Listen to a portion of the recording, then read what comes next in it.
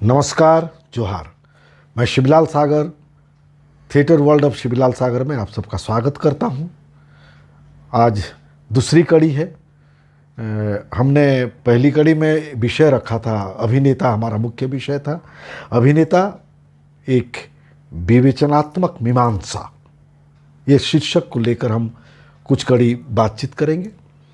और जैसे कि इससे पहले हम बात किए थे कि नाटककार, निर्देशक और अभिनेता, इन तीनों में देखा जाए तो किसी नाटक के बारे में लोग जब बात करते हैं तो नाटककार के बारे में जिज्ञासा करते हैं, जानने की इच्छा प्रकट करते हैं, या फिर नाटक निर्देशक के नाम से जाना जाता है। पर अभिनेता गौण क्यों है, ये हमारा विषय है और विषय था। सबसे पहली बात तो ये कि हम अगर कोई नाटक देखने जाते हैं या देखने से पहले पूछते हैं भाई कि किसका नाटक है, किसका, यानी या तो नाटककार कौन है या फिर निर्देशक कौन है। अभिनेता कौन है या अभिनेत्री कौन है, ये बात नहीं आती है। जबकि केंद्रीय तत्व नाटक या थिएटर, रंगमंच का, वो है अभिनेता। तो अभिनेता का स्थान कितना है, क्या है, एकदम ईमानदारी और सच्चाई के साथ आप देखें तो एक अभिनेता को कितना सम्मान मिलता है और एक नाटककार या एक नाट्य निर्देशक को कितना सम्मान मिलता है। बिल्कुल ये हमारे लिए ये सोचने वाली बात है। और ये ऐसा क्यों हुआ, सभी दृष्टि से आप देख ले। समाज में एक अभिनेता अभिनेत्रियों को किस नज़र से देखा जाता है, जबकि कोई अगर प्ले राइट हो, कोई लेखक हो, तो उसके लिए एक अलग सम्मान है। अब ले सरकार की बात, इन कहीं यदा कदा कहीं एक दो अभिनेता अभिनेत्री की बात आ जाए तो पता नहीं, पर अधिकांशतः लेखक सम्मानित होंगे या निर्देशक होंगे। सरकार उन्हें सम्मानित करती हैं, उनको जानती है। हमने और एक बात की थी उसमें, साधक, साधन और साध्य। बाकी कला रूपों में ये सब अलग अलग होते हैं। नाट्य कला में, अभिनय कला में अभिनेता स्वयं साधक है, स्वयं साधन है और स्वयं ही साध्य है।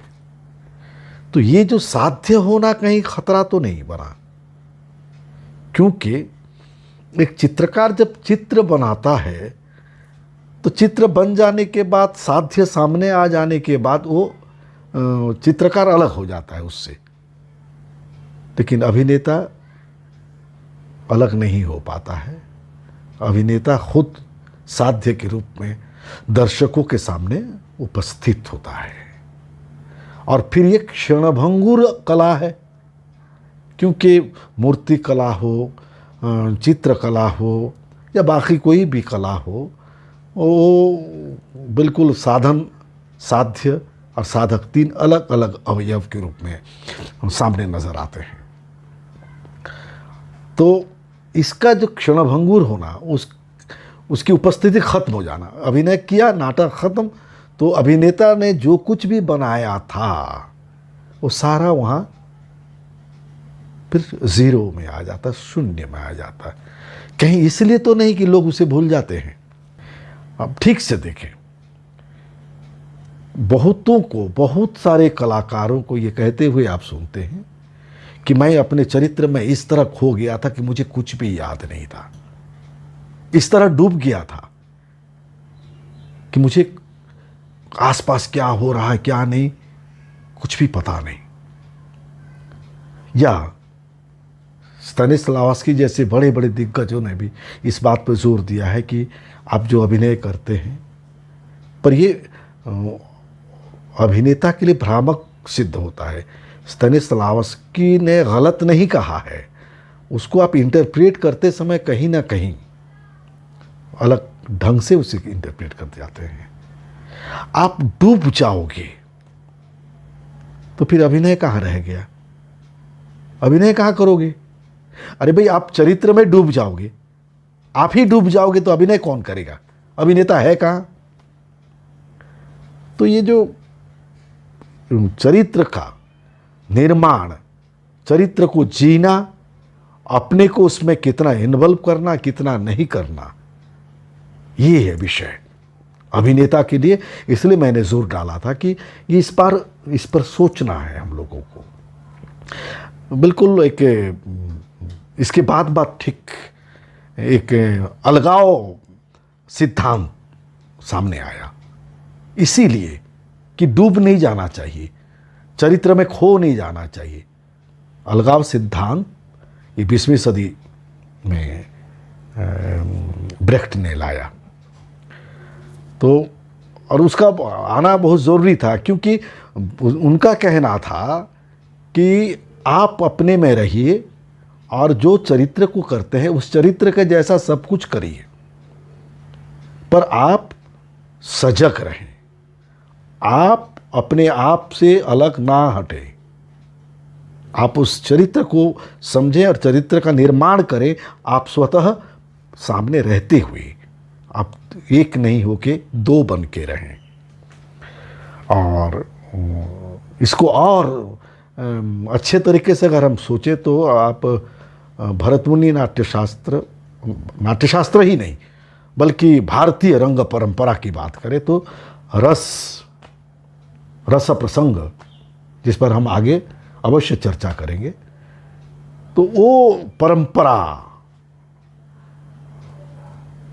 वो बिल्कुल अलगाववादी सिद्धांत का एक ज्वलंत उदाहरण है।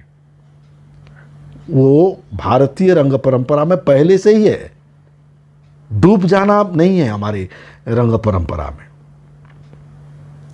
जैसे दर्शक जो होते हैं, दर्शक रस का भोक्ता होते हैं, रस का ग्रहण करते हैं कौन? दर्शक। अभिनेता खुद रस में सिक्त नहीं होता है, वो निर्माण करता है। तो अलगाव, रस के साथ इसका अभिनेता का संबंध नहीं है, तो दोनों अलग अलग हैं। तो अभिनेता जानता है कि वो एक कार्य कर रहा है और वो ऐसा करके देता है कि दर्शक उसे उपभोग करता है, उसे उस व्यंजन को भक्षण करता है और उसका आस्वाद लेता है। वो खुद नहीं लेता अभिनेता। तो ये अभिनेता को बिल्कुल आप भारतीय कला परंपरा, भारतीय रंग परंपरा की दृष्टि से देखें तो इसीलिए हमारा सिद्धांत, जब वो जो नेचुरल एक्टिंग तो उसी तरह बन जाओ, उससे हट के माना जाता है।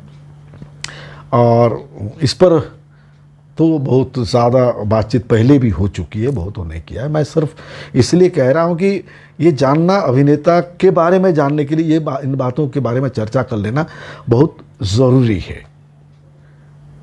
खैर, अभिनेता में वो क्षमता हमेशा अवश्य होना चाहिए कि वो सजग रहे और स्वयं अपने आप का पर्यवेक्षण कर सके।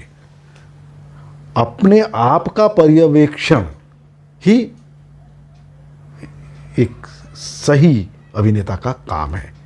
और जब पर्यवेक्षण करेगा अपना, अवलोकन करेगा अपना और अभिनय भी करेगा, तो उससे वो पकड़ पाता है कि मैं कहाँ कैसे जा रहा हूँ, क्या कर रहा हूँ, वो चरित्र कैसे अपने आप को क्या कर पा रहा है।